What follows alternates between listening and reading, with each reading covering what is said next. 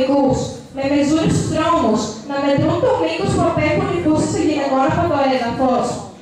Όχι. Τέτοιες σκηνές δεν συναντάς μόνο σε κάποια συντηρητική αραβική χώρα, αλλά και στην Ελλάδα των αρχών του 20ου αιώνα.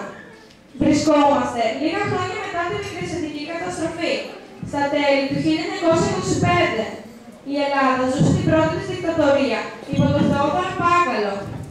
Κάποια μέρα του Νοεμβρίου, λοιπόν, στο Υπουργείο,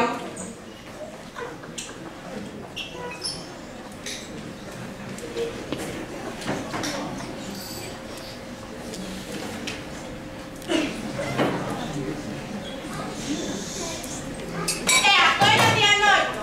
Φούστα μέχρι το γόνατο, γυμνές γάμπες και μέσα στο Υπουργείο. Κινδυνεύει ο άντρας μου από αυτές. Καλημέρα σας. Δεν σου είπα να σηκώσεις να με βλέπεις? Μάλιστα, συγγνώμη.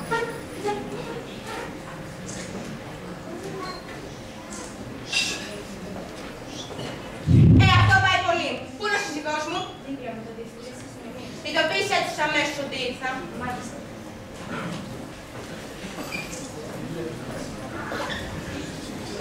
Καλημέρα. Καλημέρα, ρε άτιμο. Καλημέρα σας. Άφησε μας μόνους. Τι συμβαίνει, γιατί είσαι κρατισμένη? Απορώ, κύριε Καλυβίτη. Πώς επιτρέπετε εσείς, διευθυντής της αστυνομίας, τη γυμνοκτημία? Τι εννοείτε? Εννοώ, πώς επιτρέπετε να κυκλοφορούν οι γυναίκες έτσι εντεθειμένες, με τις φούστες κοντές μέχρι το γόνατο? Ηρέμησε, ρε άτιμο. Πώς επιτρέπετε αυτό το προκλητικό ντύσιμο, φούστες μέχρι το γόνατο, ακάλυπτες γάμπες και μάλιστα Νοέμβρη μήνα?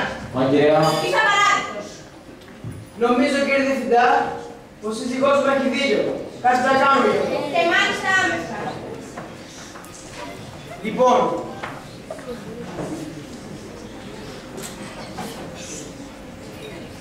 κύριε Καλυβίτη,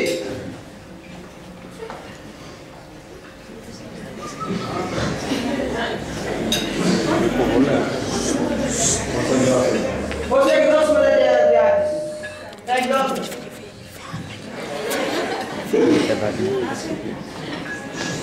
Λοιπόν, κύριε Καλυβίτη, θα εκδώσει διάταξη οι γυναίκες να κυκλοφορούν με φούστες που απέχουν το έδαφος 30 λεπτά. Πώς? Αυτό που σας είπε, κύριε Διευθυντά. Καλή σας μέρα. Θα συνοδεύσω στο σπίτι.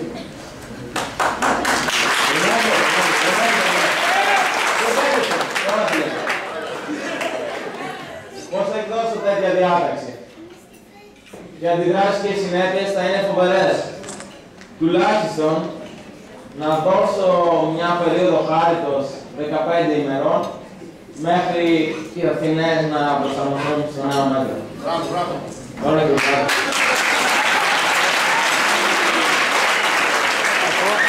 Να πάρω το τραπέζι. Μπορείς να πάρω το τραπέζι. Να πετύχω το τραπέζι, να πάρω το τραπέζι.